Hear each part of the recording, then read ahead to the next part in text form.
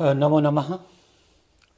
न्यायसिद्धान्तमुक्तावल्याः पाठे पुनः भवतां समेषां स्वागतं।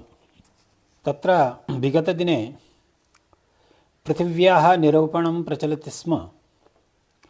इदानीं तदेव पुनः प्रारभ्यते, यत्र विगतदिने ग्रन्थः परित्यक्तः आसीत्।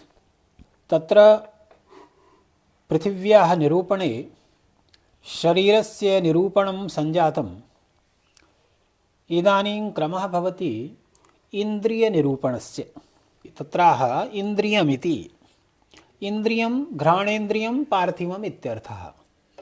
तथा च घ्राणेन्द्रियं तावत् पार्थिवम् इन्द्रियं भवति इति अभिप्रायः। तत्र इन्द्रियेषु यद् घ्राणेन्द्रियं भवति तद् घ्राणेन्द्रियमेव पार्थिवं भवति इति अभिप्रायः। इदानीं तावत् प्रश्नः समुदेति, यत् घ्राणेन्द्रियस्य पार्थिवत्वं कथं भवति? कुतः घ्राणेन्द्रियस्य पार्थिवत्वं स्वीकर्तव्यं? का तावद् युक्तिस्तत्र विद्यते? तत्राह पार्थिवत्वं कथमिति चेत् इत्थं। तथा च एतादृशी इदानीं प्रतिपादयिष्यमाणा प्रक्रिया भवति घ्राणेन्द्रियस्य पार्थिवत्व साधनाय। तथा च तत्र अनुमानं प्रमाणं। कीदृशम् अनुमानं? घ्राणेन्द्रियं पार्थिवं रूपादिषु मध्ये गन्धस्यैव अभिव्यञ्जकत्वात् कुङ्कुमगन्धाभिव्यञ्जक गोघृतवत्। घ्राणेन्द्रियं पार्थिवं। कस्मात् घ्राणेन्द्रियं पार्थिवं? रूपादिषु मध्ये गन्धस्यैव अभिव्यञ्जकत्वात्। यतो हि घ्राणेन्द्रियं रूपादिषु केवलं गन्धस्यैव अभिव्यञ्जकं भवति, न हि कस्यचिद् अन्यस्य गुणस्य अभिव्यञ्जकं भवति रूपरसगन्धस्पर्श शब्देषु।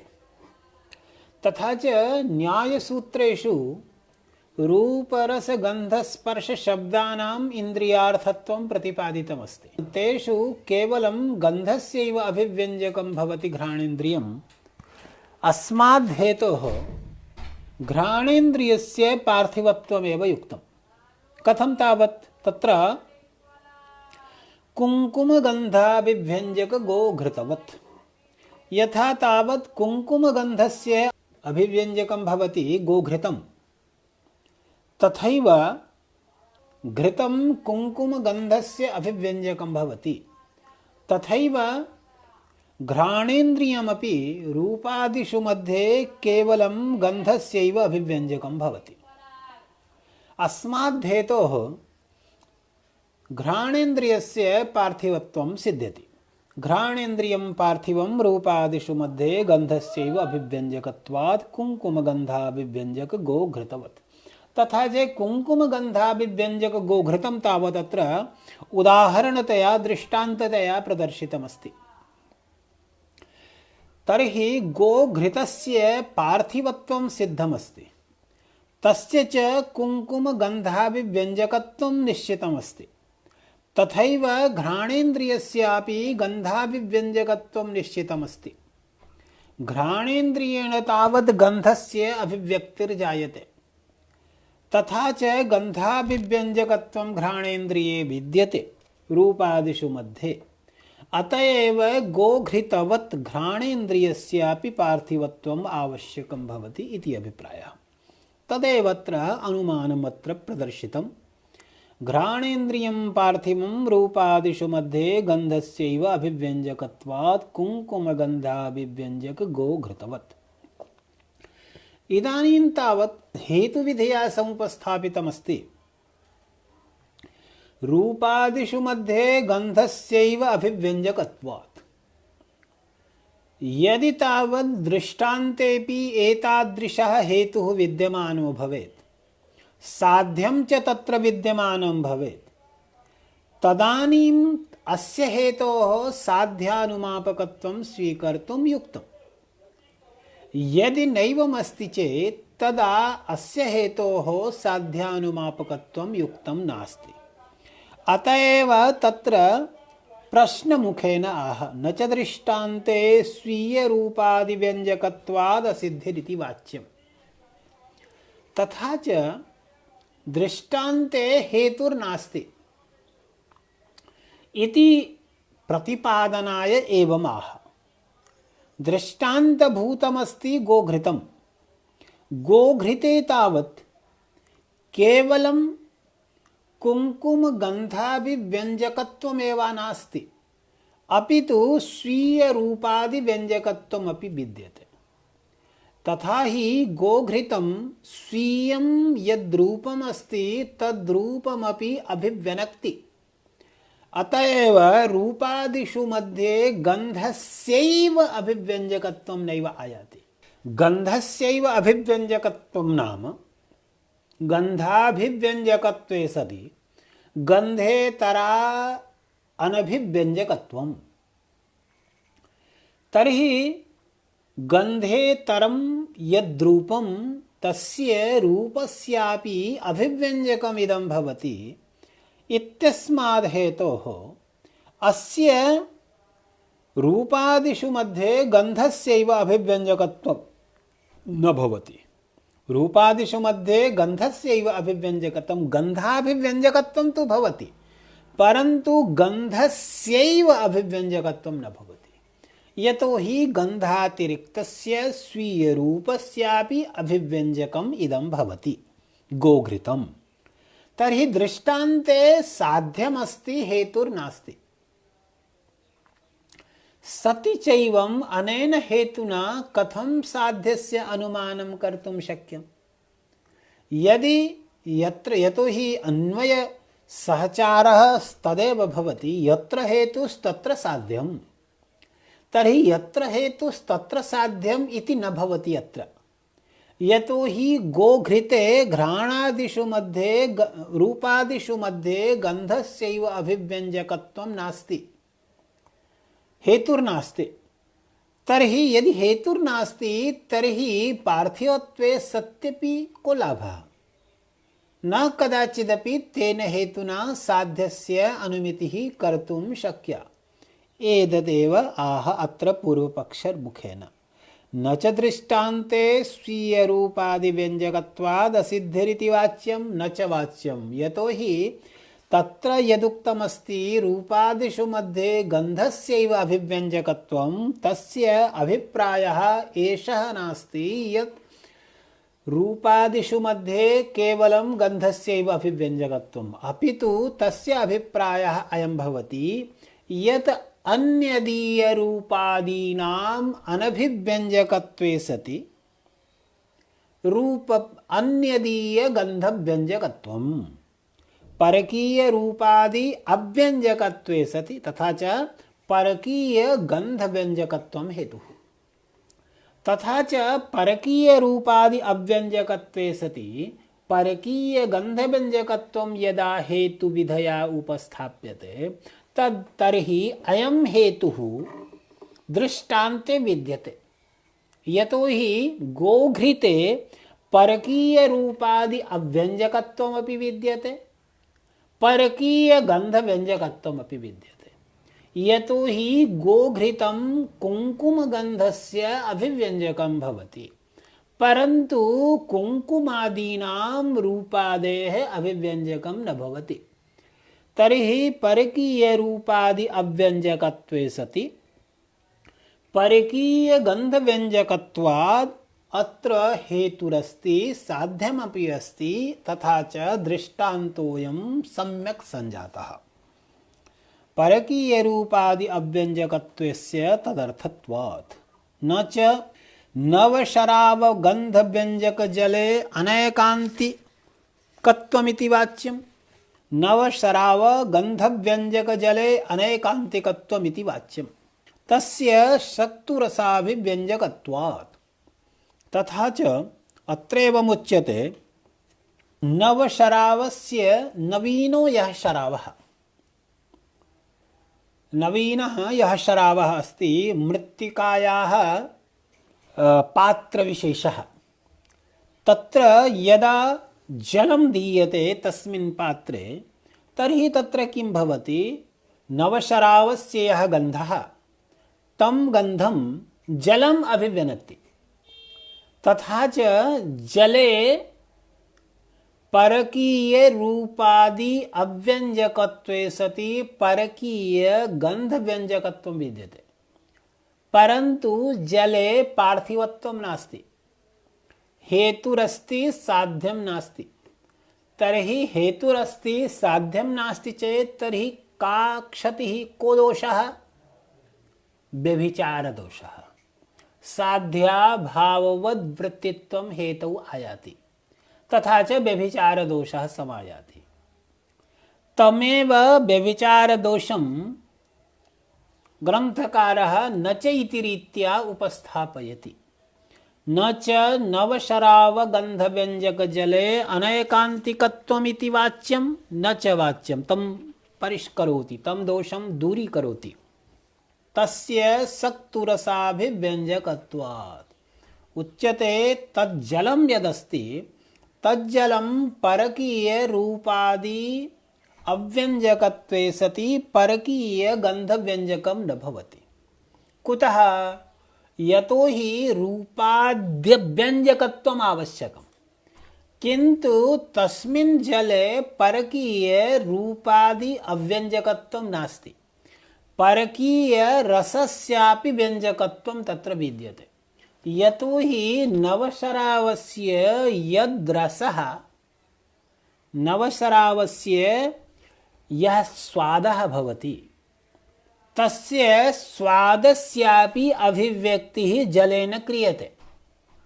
तथा च रूपादिषु मध्ये गन्धस्यैव अभिव्यञ्जकत्वं तस्मिन् जले नास्ति, किन्तु रूपादिषु मध्ये गन्धस्य अभिव्यञ्जकत्वं रसस्य च अभिव्यञ्जकत्वं एतद्द्वयं तत्र विद्यते। अतएव अयं हेतुः तत्र नास्ति, अतएव व्यभिचार दोषः निवारितो भवति। तदेवाह तस्य सक्तुरसाभिव्यञ्जकत्वात्। सक्तुरस अभिव्यञ्जकत्वं नाम मृत्तिकायाः यः रसो भवति तस्य रसस्यैव रसस्यापि अभिव्यञ्जकत्वात्। यद्वा तत्र पुनः हेतुं प्रकारान्तरेण परिष्करोति। परकीयेति न देयम्, परकीयेति पदं तत्र न देयम्। तर्हि परकीयेति पदं न देयं, तर्हि दृष्टान्तः कः भविष्यति? तदाह वायूपनीतसुरभिभागानां दृष्टान्तत्वसम्भवात्। वायुना उपनीतः यः सुरभिभागः तेषां भागानां दृष्टान्तत्वं सम्भवति। तर्हि वायूपनीतसुरभिभागानां पार्थिवत्वं तु स्वीकर्तव्यं। यतो हि वायूपनीतसुरभिभागस्य पार्थिवत्वम् अत्यन्तम् आवश्यकं। गन्धवत्वात् गन्धः तत्र विद्यते, तर्हि गन्धस्तु पृथिव्याः एव भवितुमर्हति, न तु वायोः न तु जलस्य। तर्हि वायूपनीतसुरभिभागस्य दृष्टान्तत्वं सम्भवति। तत्र परकीय रूपादि अव्यंजकत्वे सति परकीय गन्धव्यंजकत्वं तत्र आयातं। परकीय रूपादि अव्यंजकत्वे सति परकीय गन्धव्यंजकत्वं तत्र आयातं। पुनश्च तत्र पार्थिवत्वमपि विद्यते, हेतुः अस्ति, साध्यमपि विद्यते। तर्हि हेतुरस्ति, साध्यमपि विद्यते। हेतुसाध्ययोः द्वयोरपि तत्र विद्यमानत्वात् वायूपनीत सुरभिभागस्य दृष्टान्तता सम्भवति। तेन दृष्टान्तेन अत्र घ्राणेन्द्रियं पक्षीकृत्य तत्र पार्थिवत्वानुमितिः कर्तुं शक्या। तदेव अत्र आह। इदानीं तावत् पुनः व्यभिचारं प्रदर्शयितुम् आह। न च घ्राणेन्द्रियसन्निकर्षस्य गन्धमात्राभिव्यञ्जकत्वात् तत्र व्यभिचार इति वाच्य। वदति घ्राणेन्द्रियसन्निकर्षः यः भवति, घ्राणेन्द्रियस्य विषयेण सह यः सन्निकर्षः भवति, सः सन्निकर्षः केवलं गन्धस्यैव अभिव्यञ्जकः भवति। तर्हि तत्र किम् आयातं? रूपादि अव्यञ्जकत्वे सति गन्धाभिव्यञ्जकत्वं। परन्तु सन्निकर्षस्य पार्थिवत्वं नास्ति। कुतः सन्निकर्षस्य पार्थिवत्वं नास्ति? केन सन्निकर्षेण घ्राणेन्द्रियं गन्धं गृह्णाति? घ्राणेन्द्रियं गन्धं गृह्णाति स्वसंयुक्त समवाय सन्निकर्षेण।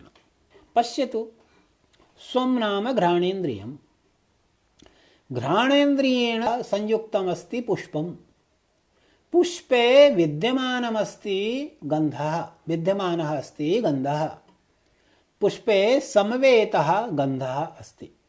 तर्हि स्वसंयुक्त समवाय सन्निकर्षेण घ्राणेन्द्रियं पुष्पे विद्यमानस्य गन्धस्य ग्राहकं भवति।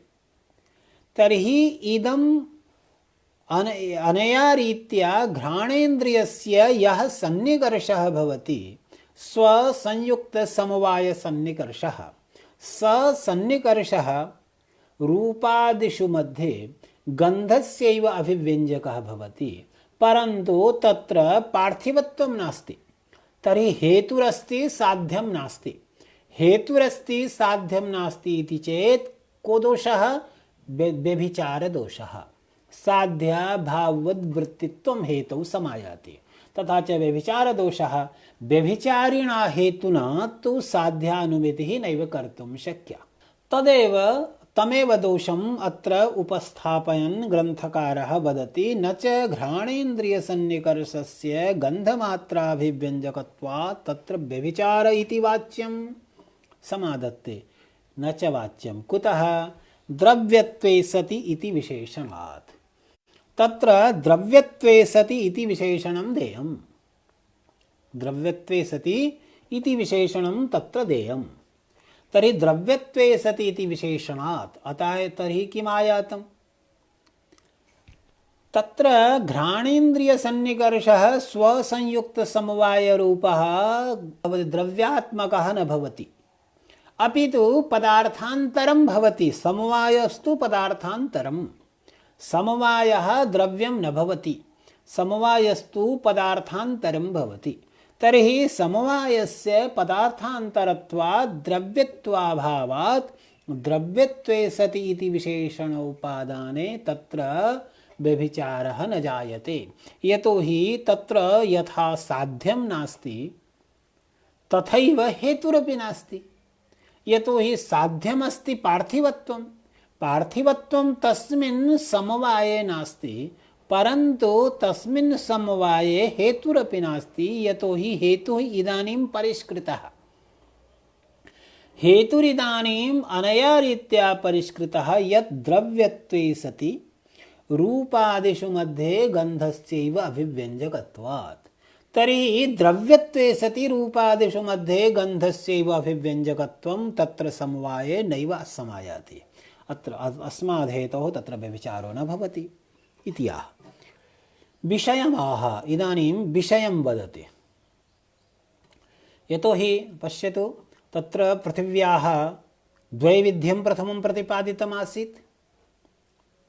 पृथिव्याः द्वैविध्यं प्रतिपादितमासीत्। एका विधा भवति, नित्यानित्या च सा द्वेधा, प्रथममेवं प्रोक्तमासीत्। पुनश्च नित्या स्यादणुलक्षणा, अनित्या तु तदन्या स्यात्, सैवावयवयोगिनी। तत्र अनित्यायाः पृथिव्यास्त्रैविध्यं प्रतिपादितं। कथं त्रैविध्यं प्रतिपादितं? शरीरेन्द्रियविषयभेदात्। शरीरं भवति, तस्य विवेचनं कृतम्, इन्द्रियस्यापि विवेचनं समाप्तम्। इदानीं क्रमः भवति विषयविवेचनस्य। तर्हि विषयमाह विषय इति। विषयो नाम विषयपदेन किम् अवगन्तव्यम्? उच्यते उपभोगसाधनं विषयः। उपभोगस्य यत् साधनं भवति तदेव विषयपदेन प्रोच्यते। तथा हि कथम् उपभोगसाधनता, कथं विषयत्वं? सर्वेषां विषयत्वं स्वीकरणीयं। तर्हि कथं सर्वेषां विषयत्वं भवति इति वदति। सर्वमेव कार्यजातम् अदृष्टाधीनं। यत् किञ्चिदपि संसारे जायते तत्सर्वमपि अदृष्टाधीनं भवति। अदृष्टाधीनं भवति नाम किं नाम अदृष्टम्? अदृष्टं धर्माधर्मयोः नाम विशेषः, नामान्तरं भवति। धर्माधर्मयोर्नामान्तरं भवति अदृष्टं। तर्हि धर्माधर्मवशात् सर्वमपि कार्यजातं जायते। धर्माधर्मवशात् जायते नाम धर्मस्य किं फलं भवति? धर्मस्य फलं भवति सुखम्, अधर्मस्य फलं भवति दुःखम्। तर्हि धर्माधर्मवशात् अदृष्टवशात् सर्वमपि कार्यजातं भवति। यतोहि यत्किञ्चिदपि जायते तत्सर्वमपि कस्मैचित् सुखोपभोगाय कस्मैचित् दुःखोपभोगाय भवति। एवं नास्ति यत् सर्वमपि सर्वस्मै सुखभोगाय भवति, सर्वमपि सर्वस्मै दुःखभोगाय भवति, परन्तु सर्वमपि कस्यचित् सुखभोगाय सर्वमपि कस्यचित् दुःखभोगाय भवति। तर्हि सर्वमेव कार्यजातम् अदृष्टाधीनम्। अर्थात् किमपि कार्यजातम् उत्पन्नम् अदृष्टवशात् उत्पन्नम्। अदृष्टवशात् उत्पन्नं नाम तस्य कार्यस्य फलमस्ति। सुखोपभोगः दुःखोपभोगो वा, सुखजननं दुःखजननं वा, कस्यचन सुखजननं कस्यचन दुःखजननम् एतदपि भवितुमर्हति। तर्हि यत् कार्यं यददृष्टाधीनम्, अयं तावत् नियमः भवति। यत् कार्यं यद् अदृष्टाधीनं भवति तदुपभोगं साक्षात् परम्परया वा जनयत्येव। परन्तु तदुपभोगं नाम तस्य अदृष्टस्य यत् फलं भवति तत् फलस्य उपभोगं साक्षात् वा जनयति परम्परया वा जनयति। कुत्रचित् साक्षात् कुत्रचित् तु परम्परया। न हि बीजप्रयोजनाभ्यां विना कस्यचित् उत्पत्तिरस्ति। संसारे यत्किञ्चिदपि जायते तत्र किञ्चित् बीजं भवति। बीजं भवति नाम किञ्चित् कारणं भवति, पुनश्च किञ्चित् तस्य प्रयोजनं भवति। तर्हि बीजप्रयोजनाभ्यां विना कस्यचिदपि उत्पत्तिर्नास्ति इति न उत्पत्तिरस्ति तेन तस्माद्धेतोः द्वैणुकादि ब्रह्माण्डान्तं सर्वमेव विषयो भवति। अस्मादेव कारणात् द्वैणुकादारभ्य नाम यतोहि परमाणुस्तु कार्यमेव न भवति, परमाणुस्तु कार्यभूतो नास्ति। अतएव परमाणुस्तु साक्षात् परम्परया वा उपभोगं न जनयति। उपभोगजनकत्वं तु कार्यस्यैव धर्मः। अतएव द्वैणुकादि ब्रह्माण्डान्तं सर्वमेव यत्किञ्चिदपि उत्पन्नं भवति तत्सर्वमपि विषयः भवति। यद्यपि यदि अनया रीत्या प्रोक्तमस्ति तर्हि शरीरमपि उपभोगसाधनं भवति। उपभोगसाधनं विषयः। शरीरं विना कथम् उपभोगो भवेत्? पुनश्च कस्यचित् शरीरं कस्यचित् अन्यस्य कृते उपभोगसाधनमपि भवति।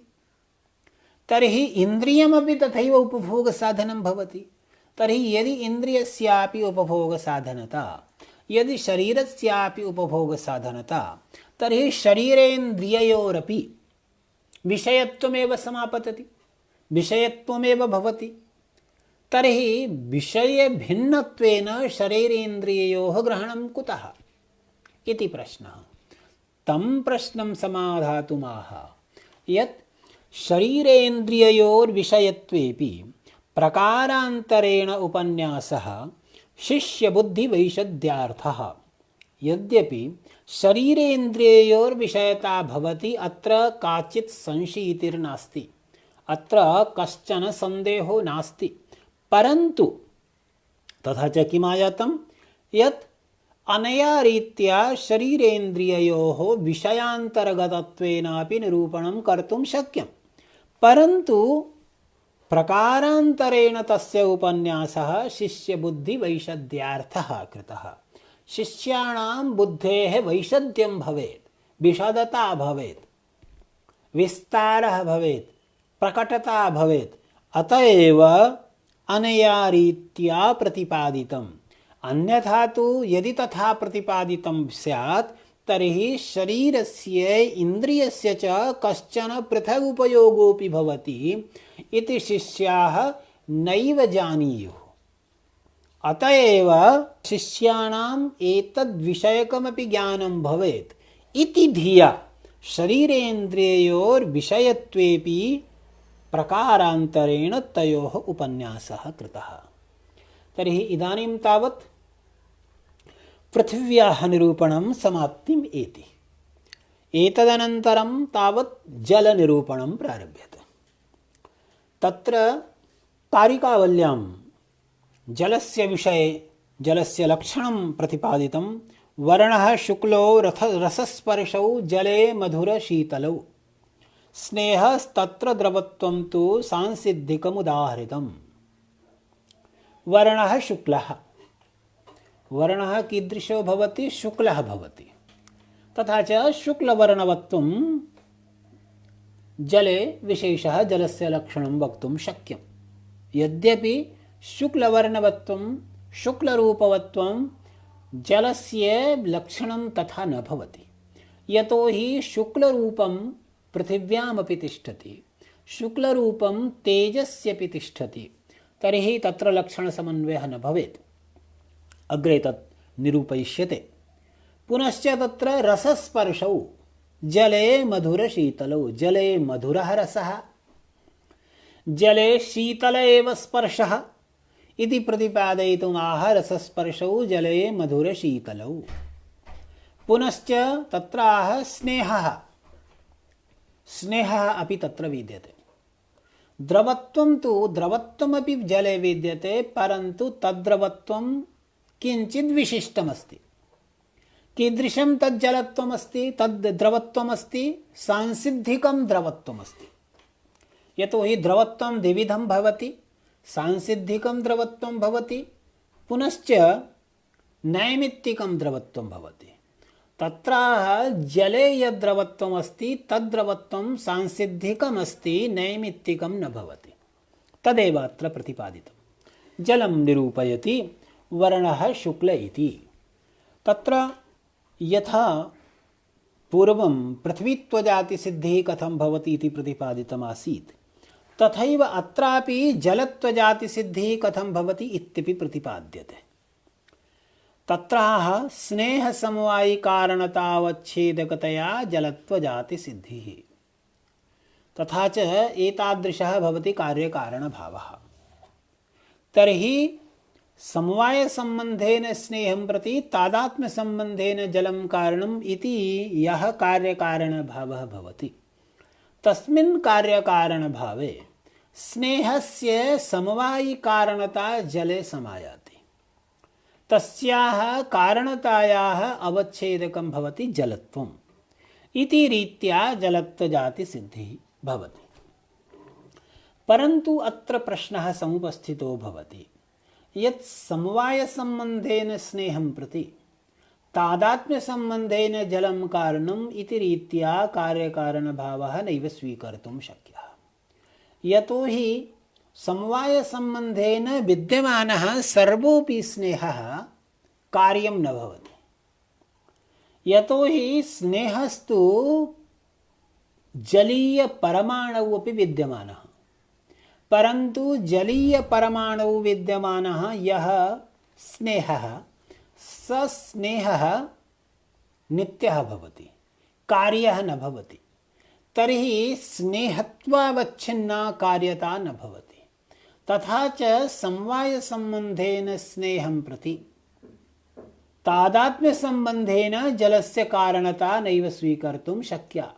सर्वस्यापि स्नेहस्य कार्यत्वाभावात्।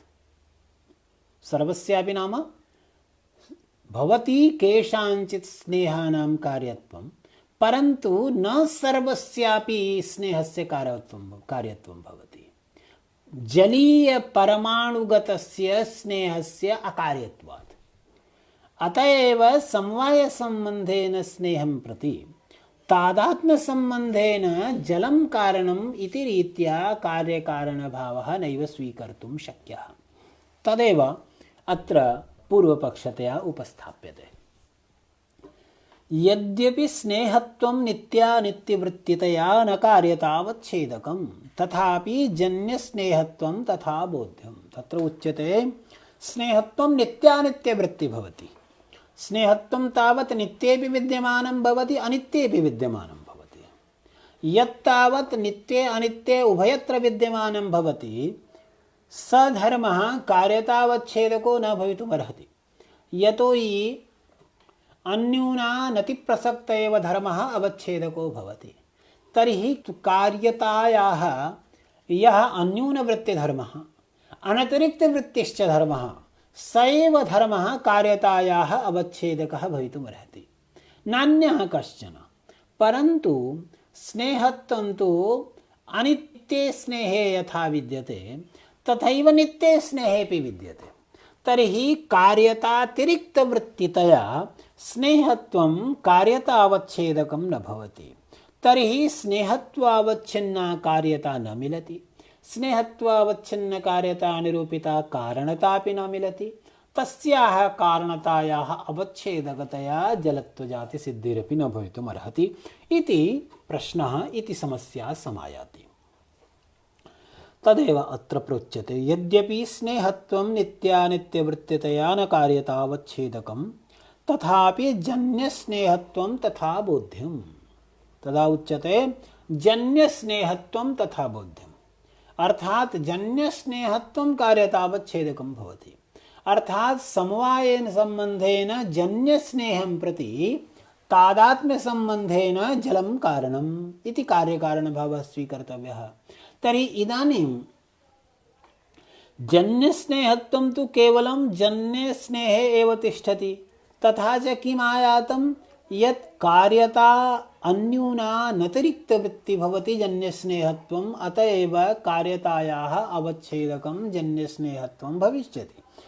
तर्हि जन्यस्नेहत्वावच्छिन्न कार्यता निरूपिता कारणता जले समायाति, कारणतायाः अवच्छेदकं जलत्वं भवति, तथा च कारणतावच्छेदकतया जलत्वजाति सिद्धिर्भवति इति अभिप्रायः। परन्तु तत्र पुनरपि एका समस्या समायाति। तर्हि किमागतम्? इदमागतं यत् जन्य स्नेह समवायी कारणतावच्छेदकतया जलत्वजाति सिद्धिः। तर्हि यत्र जन्य स्नेह समवायी कारणता विद्यते तत्रैव जलत्वजातिर्विद्यते इति अभिप्रायः। यतो हि जन्य स्नेह समवायी कारणतावच्छेदकतया जलत्वजाति सिद्धिर्भवति, अस्य अयम् अभिप्रायः भवति यद् यस्मिन् द्रव्ये जन्य स्नेह समवायी कारणता विद्यते तत्रैव जलत्वजातिः अस्ति। यदि जलत्वजातिः कुत्रचित् अन्यत्रापि विद्यते चेत् तर्हि तस्याः जलत्वजातेः अवच्छेदकत्वमेव न भविष्यति, कारणतावच्छेदकत्वमेव न भविष्यति अतिरिक्तवृत्तित्वात्। तदेव अत्र प्रोच्यते। तर्हि अनया रीत्या यदा भवान् वदति तर्हि एषा जलत्वजातिः जन्य स्नेह समवायी कारणतावच्छेदकतया या जलत्वजातिः सिद्ध्यति सा जलत्वजातिः जलीय परमाणु न भवेत्। कुतः? यतो हि जलीय परमाणु जन्य स्नेहः न भवति। तर्हि जन्य स्नेहस्य असत्वात् तत्र जन्य स्नेह समवायी कारणतावच्छेदकी भूता जलत्वजातिरपि तत् न भवितुमर्हति इति प्रश्नः। तमेव प्रश्नम् अत्र अथेति ग्रन्थेन उपस्थापयति व्याख्याकारः। अथ परमाणौ जलत्वं न स्यात् तत्र जन्यस्नेहाभावात् तस्य च नित्यस्य स्वरूपयोग्यत्वे फलावश्यं भावनीयमादिति चेत् उच्यते भोः जन्यस्नेह समवायी कारणतावच्छेदकतया या जलत्वजातिः सिद्ध्यति सा जलत्वजातिः नित्येपि जले विद्यते, जलपरमाणवपि विद्यते। तर्हि अतएव स्वरूपयोग्यत्वं तत्र विद्यते। यथा घट समवायी कारणतावच्छेदकतया या दंडत्व जाति सिद्ध्यति सा दंडत्व जाति अरण्यस्थ दंडेपि विद्यते। एवं नास्ति यत् सा दंडत्व जाति अरण्यस्थ दंडे नास्ति, तत्रापि सा जातिर्विद्यते एव, परन्तु सोऽयम् अरण्यस्थ दंडः कदाचित् घटं नैव उत्पादयति, परन्तु घटोत्पादकत्वाभावेपि तस्मिन् अरण्यस्थ दंडे दंडत्व जातिर्विद्यते। तथैव काचिद् औषधिः ज्वर निवारिकाया भवति, तस्याम् औषधौ ज्वर निराकरणतावच्छेदिकी भूता जातिरस्ति, परन्तु सा औषधिः अप्रयुक्ता सती अरण्ये विद्यमाना सती ज्वर निवारणं न करोति। तथैव दण्डोऽपि अरण्ये विद्यमानः सन् घटं नैव उत्पादयति, घटोत्पादकत्वं तत्र नैव समायाति। घटोत्पादकत्वं कदा भवति? घटोत्पादकत्वं तस्मिन् दण्डे तदानीमेव जायते यदा दण्डः आनीयते, अन्यथा तु न भवति। तदेवाह अथ परमाणौ जलत्वं न स्यात्। तत्र प्रश्नः अयं कृतः, अस्तु नाम जलत्वजातिः सिद्ध्यति, सा जलत्वजातिः जलपरमाणौ अपि विद्यमाना भवेत्, यथा दण्डत्वजातिः घटकारणतावच्छेदकतया या सिद्ध्यति सा अरण्यस्थदण्डेऽपि विद्यमाना भवति। तथैव इयं जलत्वजातिरपि नित्ये परमाणौ अपि जलीयपरमाणौ अपि विद्यमाना अस्ति, तत्र को दोषः इति प्रश्नः यदा समुपस्थापितः तदा अथ परमाणौ जलत्वं न स्यात् तत्र जन्यस्नेहाभावात् तस्य च नित्यस्य स्वरूपयोग्यत्वे तत्र बाधकमाह। तथा ही घट कारणतावच्छेदकी भूता दण्डत्वजातिः दण्डे अरण्यस्थदण्डे घटं प्रति दण्डस्य निमित्तकारणता भवति। तर्हि घटकारणतावच्छेदकी भूता दण्डत्वजातिः अरण्यस्थदण्डेऽपि भवितुमर्हति, परन्तु स्नेहजन्यस्नेहसमवायी कारणतावच्छेदकी भूता जातिः जलत्वजातिः नित्ये जलीयपरमाणु न भवितुमर्हति। कुतः? तत्र नियमः अस्ति, नित्यस्य स्वरूपयोग्यत्वे फलावश्यं भावनियमः। यदि किञ्चित् नित्यमस्ति पुनश्च तत् स्वरूपयोग्यमस्ति तर्हि तन्नित्यं कदाचित् अवश्यमेव फलम् उत्पादयेत्। यतोहि नित्यस्य वस्तुनः कदाचित् कस्मिंश्चित् काले समवायः अन्यकारणानां समग्रता अवश्यमेव भविष्यति, पुनश्च नित्यं स्वरूपयोग्यं कारणं सत् अवश्यमेव कार्यं जनयिष्यति। दण्डस्य विषये तु तथा नास्ति, यतोहि दण्डस्तु अनित्यः, अनित्यत्वात् कदाचित् एवं भवितुमर्हति। दण्डः यावत् कालं भवति तावत् कालम् अन्यासां सामग्रीणां समवायः न सञ्जातः।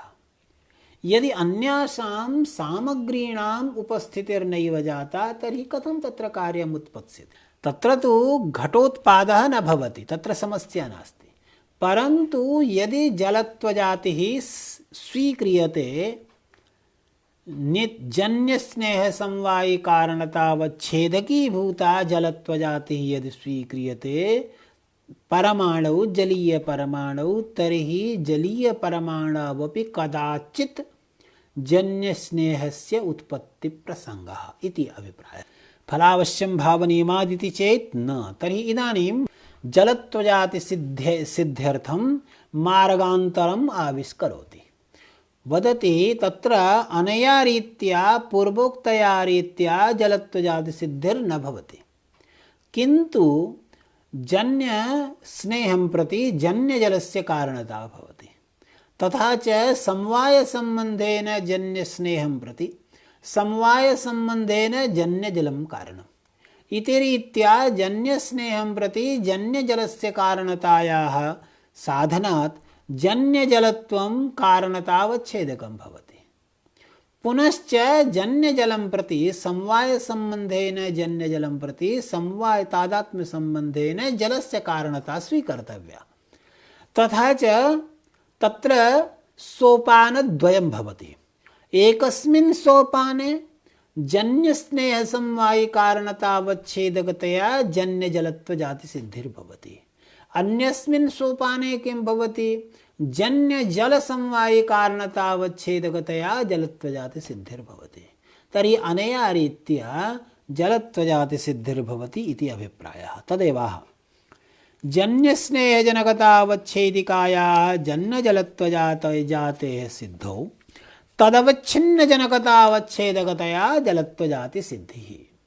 तथा च प्रथमं जन्यजलत्वजातिसिद्धिः जन्यस्नेहं प्रति समवायसम्बन्धेन जन्यजलं कारणम् इति रीत्या कार्यकारणभावं स्वीकृत्य, पुनश्च द्वितीया रीतिः भवति जन्यजलं प्रति तादात्म्यसम्बन्धेन जलस्य कारणता इति रीत्या जलत्वजातिसिद्धिः। पूर्वम् उक्तमासीत् वर्णः शुक्लः दर्शयितुं तत्र शुक्लरूपवत्वं जलस्य लक्षणं न भवति इति वदति ग्रन्थकारः। शुक्लरूपमेव जलस्य इति दर्शयितुम् उक्तं वर्णः शुक्ल इति। शुक्लरूपं केवलं जले एव भवति, पृथिव्यां तु शुक्लरूपं न भवति। तथा च शुक्लरूपं जले एव भवति इति न, शुक्लरूपम् एव जले भवति, जले किञ्चिदन्यद् रूपं न भवति इति अभिप्रायं द्योतयितुमाह वर्णः शुक्लः, न तु शुक्लरूपवत्वं लक्षणं। तत्र शुक्लरूपवत्वं लक्षणं न भवति। यदि तु यतोहि शुक्लरूपवत्वं यदि लक्षणं कृतं चेत् तर्हि पृथिव्यामपि तस्य समन्वयः भविष्यति, जलेपि तथा च तेजस्यपि, यतोहि एतेषु त्रिष्वपि शुक्लरूपवत्वं विद्यते। पुनश्च यदि शुक्लरूपवत्वं लक्षणतया अभीष्टमस्ति तर्हि तत्र कश्चन परिष्कारः करणीयः। कथं परिष्कारः करणीयः? तदेव उभयथा परिष्कारः अवगन्तव्यः। प्रथमं परिष्कारः समुपस्थाप्यते नैमित्तिकद्रवत्ववद् अवृत्ति रूपवद्वृत्ति द्रव्यत्वसाक्षाद् व्याप्य जातिमत्वम्। तथा च नैमित्तिकद्रवत्ववति अविद्यमाना रूपवति वृद्विद्यमाना या द्रव्यत्वसाक्षाद् व्याप्या जातिः तादृशजातिमत्वं लक्षणम्। तथा च पश्यतु, द्रव्यत्वसाक्षाद् व्याप्या जातिः का जातिः भवति? द्रव्यत्वसाक्षाद् व्याप्या जातिः पृथिवीत्वजातिः, जलत्वजातिः, तेजस्त्वजातिः, वायुत्वजातिः, आत्मत्वजातिः, मनस्त्वजातिश्च। तर्हि अनया रीत्या एतासां षण्णां जातीनां द्रव्यत्व साक्षात् व्याप्यता भवति। आकाशत्वं तु न जातिः, दिक्त्वमपि न जातिः, कालत्वमपि न जातिः, केवलम् एतासां षण्णामेव जातित्वं भवति। तर्हि द्रव्यत्व साक्षात् व्याप्याः जातयः एताः षड् जातयः भवन्ति। तत्राह नैमित्तिकद्रवत्ववति अविद्यमान रूपवति विद्यमान या जातिः द्रव्यत्व साक्षात् व्याप्या। नैमित्तिकद्रवत्ववति अविद्यमाना रूपवति च विद्यमाना या जातिः सा जातिः धर्तव्या। तर्हि पश्यतु, नैमित्तिकद्रवत्ववद् भवति तेजः, नैमित्तिकद्रवत्ववती भवति पृथिवी। तर्हि नैमित्तिकद्रवत्ववति अविद्यमाना या जातिः, तर्हि अनया रीत्या चतुर्णां जातीनां ग्रहणं भवति। पृथिवीत्वजातेः परित्यागः, तेजस्त्वजातेः परित्यागः, जलत्वजातेः ग्रहणं भवति, पुनश्च वायुत्वजातेः ग्रहणं भवति, मनस्त्वजातेः ग्रहणं भवति, आत्मत्वजातेरपि ग्रहणं भवति। तर्हि एतासां चतुर्णां जातीनां ग्रहणं संजातं यदा उक्तं नम नैमित्तिकद्रवत्ववति अविद्यमाना या जातिः, पुनः प्रोक्तं रूपवति विद्यमाना या जातिः। तर्हि एताः षड् जातयः चतस्रः जातयः यद्यपि नैमित्तिकद्रवत्ववति अविद्यमानाः सन्ति, परंतु रूपवती विद्यमाना जाति केवलम एकेव जातिः मिलति, नान्या कश्चन अन्या जाति सा जातिर्भवति जलत्व जाति। यतो हि आत्मनि रूपं नास्ति, पुनश्च मनस्यपि रूपं नास्ति, आत्मन्यपि रूपं नास्ति, मनस्यपि रूपं नास्ति, वायावपि रूपं नास्ति। तर्हि एतेषु त्रिषु विद्यमानाः याः जातयः भवन्ति, वायुत्वजातिः, आत्मत्वजातिः, मनस्त्वजातिश्च, एतास्तिस्रौ जातयः रूपवती विद्यमानाः जातयः न भवन्ति। अस्माभिस्तु अभीष्टमस्ति नैमित्तिकद्रवत्ववती अविद्यमाना रूपवती विद्यमाना या द्रव्यत्व साक्षात् व्याप्या जातिः तादृशजातेः ग्रहणम् आवश्यकम्। तर्हि एतादृशी जातिस्तु केवलं जलत्वजाते भवति, तादृशजातिमत्वं केवलं जले गच्छति, तर्हि लक्षणसमन्वयः। परन्तु अनया रीत्या शुक्लरूपवत्वं यदा परिष्कृतं तर्हि इदं तु लक्षणान्तरमेव सञ्जातं सम्यक्तया, यतो हि शुक्लरूपस्य तु ग्रहणमेव कुत्रचिदपि न कृतं। तर्हि शुक्लरूपवस्य यदि ग्रहणं न कृतं तर्हि शुक्लरूपवत्वस्य अयमर्थः कथं भवेत्? अत एव भिन्नया रीत्या अपि तस्य अर्थः परिष्क्रियते। अभास्वर शुक्लेतर रूप असमानाधिकरण रूपवद वृत्ति द्रव्यत्व साक्षात् व्याप्य जातिमत्वम्। अभास्वर शुक्लेतर रूप असमानाधिकरण, अभास्वर शुक्लेतर तरम यद्रूपं भवति, अभास्वर शुक्लेतरं यद्रूपं तादृश रूप असमानाधिकरण रूपवती विद्यमाना या जातिः, कीदृशी जाति? द्रव्यत्व साक्षात् व्याप्या जातिः, तादृश जातिमत्वं भवति शुक्लरूपवत्वस्य अर्थः। तथा च एतादृशी जातिः केवलं जलत्वजातिः भवति, यतो हि रूपवती विद्यमाना द्रव्यत्व साक्षात् व्याप्या जातयः केवलं तिस्रो जातयः भवन्ति। कास्ताः जातयः भवन्ति? पृथिवीत्वं भवति, जलत्वं भवति, तेजस्त्वं च भवति। अन्यस्मिन् कुत्रचिदपि द्रव्ये रूपवद् वृत्ति द्रव्यत्व साक्षात् व्याप्या जातिर्नास्ति। तर्हि रूपवद् वृत्ति द्रव्यत्व साक्षात् व्याप्या जातिः, पुनश्च तत्र किम् अपेक्षितम्? अभास्वर शुक्लेतर रूप असमानाधिकरण, अभास्वर शुक्लेतरं यद्रूपम्,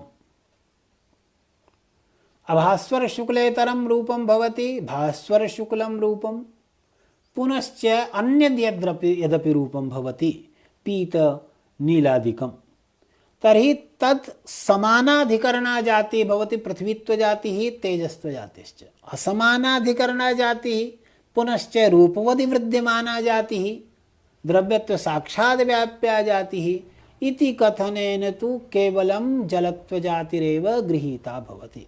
तादृशजातिमत्वं लक्षणं भवति, अत एव काचिदपि समस्या नास्ति। पुनः अग्रे प्रोक्तं रसस्पर्शाविति।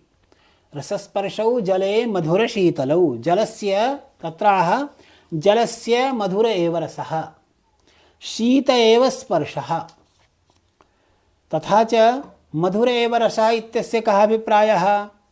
तिक्ता वृत्ति मधुरवद् वृत्ति द्रव्यत्व साक्षात् व्याप्य जातिमत्वं तदर्थः। अस्य अयमर्थः भवति तिक्ते अविद्यमाना पुनश्च मधुरे विद्यमाना या द्रव्यत्व साक्षात् व्याप्य जातिः तादृश जातिमत्वं लक्षणार्थः भवति, वाक्यार्थः भवति, मधुरस्पर्शवत्वस्य अयमर्थः भवति। तर्हि एतादृश जातिमत्वं केवलं जले एव समायाति, न तु कुत्रचित् अन्यत्र। ननु शुक्लरूपमेव इति कुतः? तत्र पुनः प्रश्नः क्रियते, शुक्लरूपमेव विद्यते जले इति कथं? तत्र कालिन्दी जलादौ, तत्र यमुनायाः जलं यदस्ति तत्र यमुनायाः जले नीलिमा उपलब्धा भवति, तथैव अत्र इदं तु केवलम् उपलक्षणं भवति। समुद्रजलेपि कुत्रचित् अन्यत्र अन्य रूपोपलब्धिर्भवति इति प्रतीयते। तत्र कालिन्दीजलादौ नीलिमोपलब्धेरिति चेत् न, तत्र उच्यते कालिन्दीजलादौ नीलरूपं नास्ति वस्तुतः। तत्र नीलरूपं कालिन्दीजलादौ न विद्यते। कुतः नास्ति तत्र उच्यते कारणमिदमस्ति यत् नीलजनकतावच्छेदिकायाः पृथिवीत्वजातेरभावात् तत्र नीलजनकतावच्छेदकी भूता या जातिः भवति, या जातिः नीलजनकतावच्छेदकी भूता या पृथिवीत्वजातिः सा पृथिवीत्वजातिः जले नास्ति। अतः यदि सा पृथिवीत्वजातिर्जले नास्ति तर्हि जले नीलरूपं न सम्भवति। नीलरूपं केवलं पृथिव्यामेव भवितुमर्हति, यतोहि नीलजनकतावच्छेदकी भूता जातिः भवति पृथिवीत्वजातिः, सा जातिस्तु जले नास्ति, अतः एव नीलरूपस्य जले न सम्भवः। तर्हि यदि नीलरूपं जले नास्ति चेत् तर्हि नीलरूपस्य कालिन्दी जलादौ प्रतीतिः कथं भवति? तत्र उच्यते कालिन्दी जले नीलत्व प्रतीतिस्तु आश्रयोपाधिकी। कालिन्दी जले या नीलरूपोत्ता प्रतीतिः भवति सा प्रतीतिः वस्तुतः आश्रयोपाधिकी प्रतीतिः भवति। आश्रयम् आधारीकृत्य सा प्रतीतिः भवति। आश्रयम् आधारीकृत्य आश्रयोपाधिकी, आश्रय एव तस्य उपाधिः, अर्थात उपाधिवशात् तादृशी प्रतीतिः भवति। उपाधिवशात् तादृशी प्रतीतिः भवति, अन्यथा तु तादृशी प्रतीतिर्न स्यात्। तर्हि कालिन्दी जले नीलत्व प्रतीतिस्तु आश्रयोपाधिकी। अतएव वियति विक्षेपे, अतएव अस्मादेव कारणात्, यतोहि कालिन्दी जले नीलत्व प्रतीतिः आश्रयोपाधिकी भवति, अतएव यदा आकाशे कालिन्दी जलस्य विक्षेपः क्रियते तदा तत्र धवलिमा उपलब्धा भवति, तत्र श्वैत्यं, तत्र शुक्लरूपम् उपलब्धं भवति। तदेव अतएव वियति विक्षेपे धवलिमोपलब्धिः। अग्रे तावत् प्रश्नः भवति, जले माधुर्य रसः विद्यते, अत्र किं प्रमाणं? तत्सर्वम् आगामि दिने प्रतिपादयिष्यते। अद्य इदानीमेव विरम्यते। धन्यवादः।